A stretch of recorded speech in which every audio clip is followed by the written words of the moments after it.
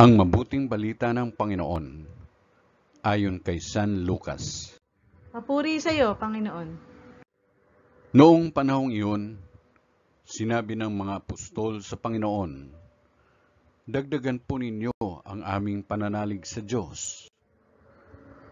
Tumugon ang Panginoon, "Kung maging sinlaki man lamang ng butil ng mustasa ang inyong pananalig sa Diyos, masasabi ninyo sa puno ng sikomorong ito, mabunot ka at matanim sa dagat, at tatalima ito sa inyo.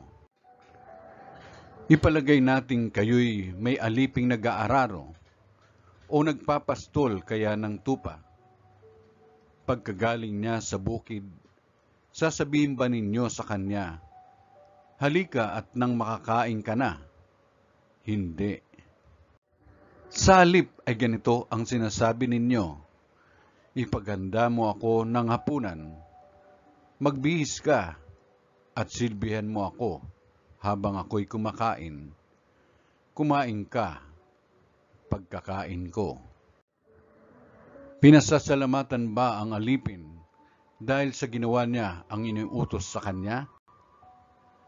Gayon din naman kayo.